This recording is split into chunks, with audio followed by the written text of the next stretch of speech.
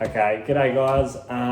So firstly, as you'd know, I've just hired a new personal trainer and a group exercise instructor for our facility, so congrats.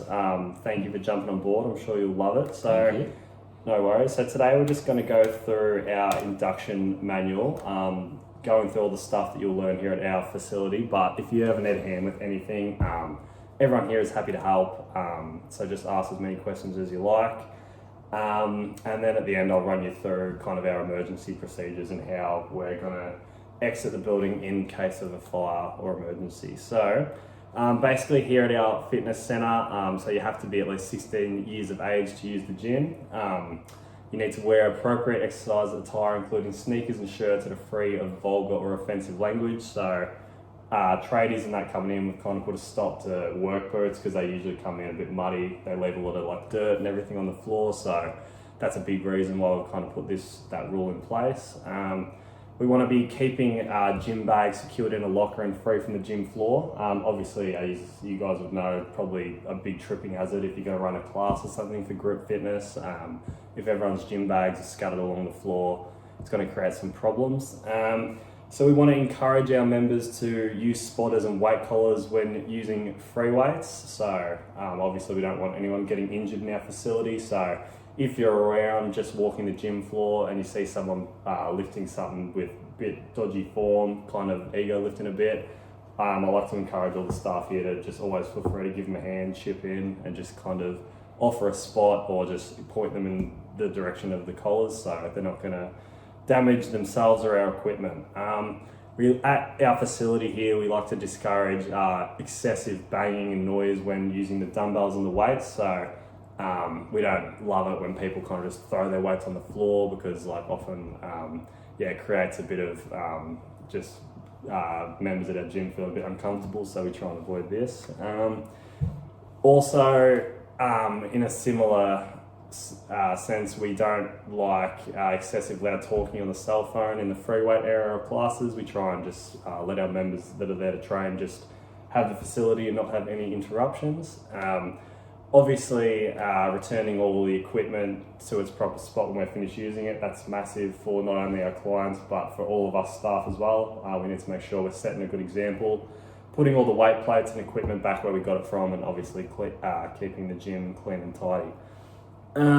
So we're a family-friendly environment here. We want to not use any foul language or offensive language when we can. So obviously, like any workplace, just be mindful of that. Adhere to a number system guidelines when they're in effect. So we want to make sure there's always good ratios on the gym floor and whatnot. So there shouldn't hopefully at our gym be times when you might have to deal with an irate member, because we have pretty good people here at our gym. We like to build a good culture to stamp out any bad kind of behaviour or anything before it happens. So I like to think that this probably won't happen, but just in case of the circumstance where someone is a bit annoyed or upset about something, there's some following steps that we like our staff to take. So we suggest that you obviously listen to everything the member says with an open mind. Try not to just kind of just shut them down. Just listen to what they're saying. Sometimes it's hard, but we'll just do our best to just listen to all queries. So using our listen first skills, we remain attentive to the member and reflect on the member's concern before affirming the member's feeling. So we want to also, while we're listening, just make sure we've kind of got a non-threatening, just neutral stance, so we don't kind of look like we're just on the attack, because that's going to set the member off even more potentially. So we want to just make sure, we have good eye contact. We're not kind of standing there clenched fists or anything like that. We're just very kind of calm and collected when possible, obviously. So most times you'll find that the member has other concerns or needs that were sparked by the one instance, and it is not intended to be your fault. There's a little point we have there. So we need to just make sure we're just continue listening to their whole query. We need to gather as much information as we can about what's going to happen to them to lead them to this point, and that's going to help us kind of work out and piece together what's happened. So we're going to offer only solutions or promises we can keep. We don't want to kind of promise them the world and say we can fix everything when it might just lead to further disappointment down the track. obviously that'll just create some more hiccups down the line, so we just want to keep our expectations pretty measured.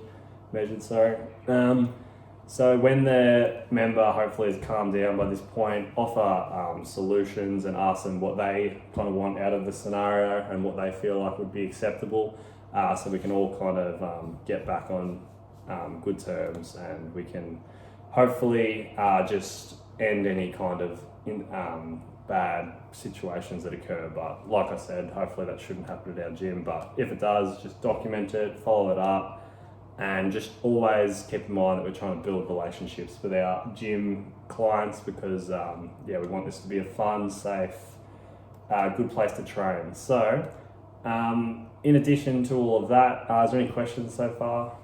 No? Good. Okay, Makes sense. Sweet. So some things we pride ourselves here on this facility is our member service. So it begins with showing you care about the member, being helpful, listening, a smile and recognition, an approachable presence when addressing or being addressed by a member, and using the character values of caring, honesty, respect, and responsibility.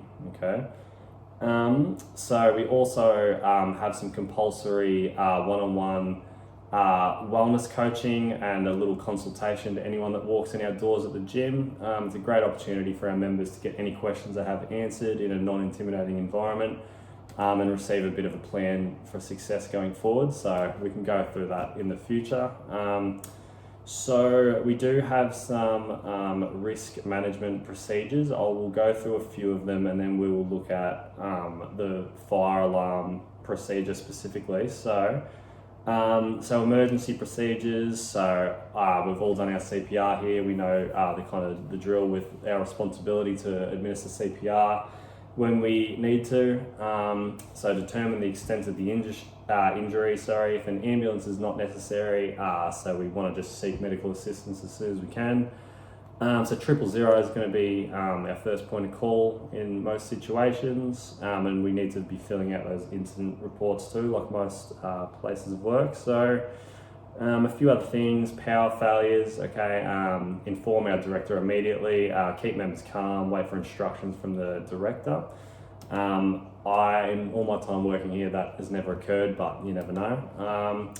So all over, basically our number one responsibility is safety. So we want to eliminate any hazards in the gym just by doing just walkthroughs. Just if we see anything that potentially we think could go wrong in the future, we want to just tell someone, fix it immediately, and just do our best to just stay diligent on the gym floor, and always be aware of emergency exits and the procedures surrounding them that I'll go through in 2 seconds. So when we open, so you guys might be on an open shift here and there, so we expect our staff to arrive 15 minutes early prior to the scheduled opening of the gym.